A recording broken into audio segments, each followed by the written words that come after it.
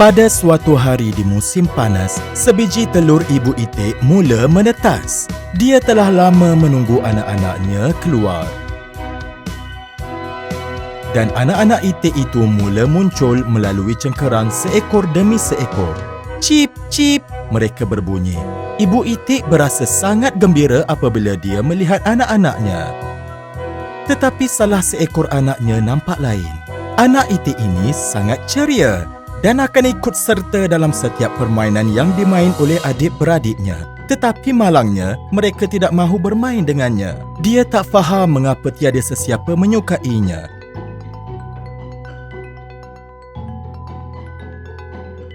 Dia selalu bertanya kepada ibu mengapa tiada sesiapa mahu bermain dengannya.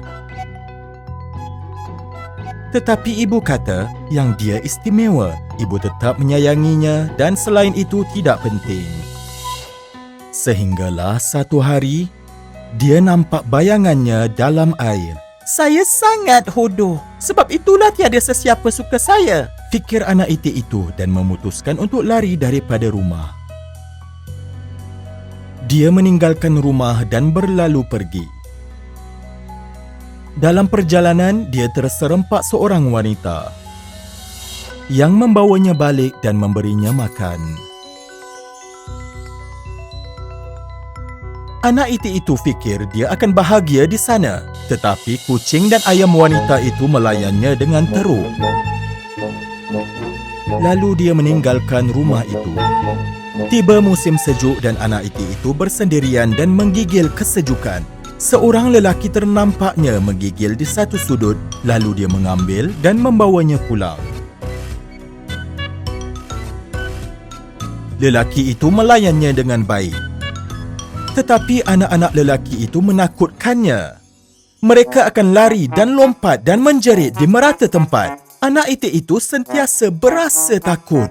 Lalu dia pun memutuskan untuk lari. Akhirnya, tiba musim bunga dan anak itik itu sangat gembira kerana boleh berenang semula. Satu hari, ketika sedang berenang, dia ternampak seekor puteri angsa cantik di tasik, lalu jatuh hati padanya. Walau bagaimanapun, anak itik itu berasa malu dan dia menundukkan kepalanya dalam kesedihan. Secara kebetulan, dia melihat ke dalam lopak air. Dan apa yang dia nampak dalam bayangannya? Ia bayangan seekor angsa. Dia bukan lagi seekor itik yang kelabu dan hodoh. Anak itik itu terkejut. Dia telah berubah menjadi angsa yang cantik. Sekarang saya faham, adik-beradik saya semuanya anak itik. Tetapi saya seekor angsa, fikirnya, lalu berenang ke arah puteri angsa yang cantik itu. Anak itik hodoh itu mendengar angsa-angsa berkata yang dialah yang paling cantik antara semua. Kini, dia bukan lagi anak itik yang hodoh. Tak lama kemudian, angsa kaca itu berkahwin dengan puteri angsa yang cantik dan mereka hidup bahagia selamanya.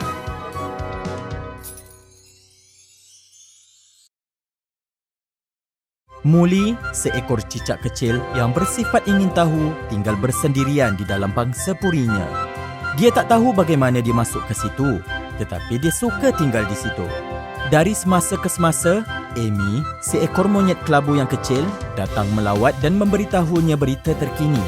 Amy kerap bawakan pelbagai buah-buahan yang sedap kepada Muli. Jadi cicak kecil itu selalu gembira apabila melihat si monyet memanjat jendelanya. Kerap kali juga Joe, si laba-laba kecil, melawat Muli. Joe biasa berjalan di sarangnya dan sangat senyap. Muli selalu cuba bercakap dengannya, tetapi tak pernah berjaya. Berkali-kali dia meminta si laba-laba menenun barang kemas daripada sarangnya, tetapi Joe tak pernah tunaikan hajatnya itu. Satu hari, Muli kongsikan sebiji pisang dengan si laba-laba. Dan itulah kali pertama dia mendengar Joe menyebut satu-satunya ungkapan, "Terima kasih." Seminggu sekali, Snu, si burung kecil, datang ke rumah Muli, menyanyikan lagunya dan memberitahu Muli segalanya yang dia telah lihat. Snu lah yang mengajar Muli bahawa dunia ini ialah tempat yang sangat menarik. Sebagai contoh, Muli suka mendengar kisah-kisah tentang orang, tentang sebuah tasik besar dan pohon-pohon tinggi. Satu hari, Muli bertanya kepada Snu, "Adakah saya juga akan belajar terbang bila besar nanti?" Muli mula tertanya-tanya. Dia mahu sangat melihat bandar. Apabila Snow terbang pergi, Muli mula berangan. Mimpinya terganggu oleh satu bunyi yang pelik. Muli membuka mata kecilnya dan nampak makhluk tak dikenali. Seekor makhluk yang sangat pelik duduk betul-betul di atas hidung Muli. Soalan pertama Muli ialah, "Siapa awak?" Dia mendengar bunyi dengungan. Seketika kemudian, jawapannya muncul. "Saya seekor nyamuk." "Selamat berkenalan." Dia berbisik dalam hatinya yang kawan barunya itu sangat-sangat pelik. Dua kawan baru itu mula berbual. Si nyamuk memang sangat hebat.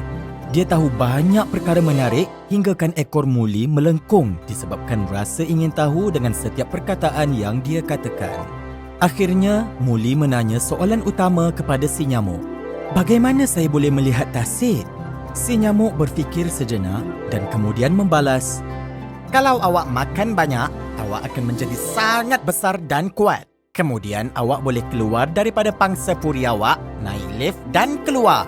Dan tasik tak jauh sangat dari rumah awak." Apabila tiba waktu malam dan nyamuk berlalu pergi, Muli berfikir. Dia memutuskan untuk makan segala yang dia mampu di pagi hari. Kemudian, pagi pun menjelma. Muli bangun dan pergi bersarapan. Hari ini, dia bercadang untuk makan semua benda untuk menjadi lebih besar secepat mungkin. Dia merasa sarapannya. Dia juga melihat pasu cantik yang dilitupi debu dan rasanya tawar. Kemudian, dia terjumpa sebiji lemon di dalam peti sejuk yang juga tidak menepati cita rasanya. Setelah itu, Muli makan sedikit biskut dan minum sedikit susu. Muli sangat letih kerana memakan semua benda. Jadi dia pun berehat. Si nyamuk terbang masuk melalui tingkap dan berkata, "Hello Muli, awak apa khabar?" "Saya dah membesar ke?" tanya Muli tanpa mengucapkan hello. "Belum," kata si nyamuk terkejut. "Kenapa pula?" Muli terperanjat. "Saya makan sepanjang hari dan masih tak membesar." "Sepanjang hari?" tanya si nyamuk ketakutan. "Saya cuma nak keluar sangat-sangat," balas si cicak kecil itu. "Kalau begitu, kenapa awak tak makan saya?" kata si nyamuk. Muli fikir yang nyamuk itu nyamuk ajaib. Jadi dia menangkap si nyamuk dengan lidahnya dan memakannya. "Saya bergurau lah." Suara si nyamuk datang daripada perut Muli. "Awak tak boleh makan kawan sendiri," kata si nyamuk. Muli berasa malu. Dia membuka mulutnya dan membiarkan si nyamuk keluar. Sungguh lama dia meminta maaf. Dia malu kerana percaya perbuatan itu dapat membantunya. Si nyamuk memaafkan Muli. PS. Tak lama setelah itu, Muli telah membesar dan keluar.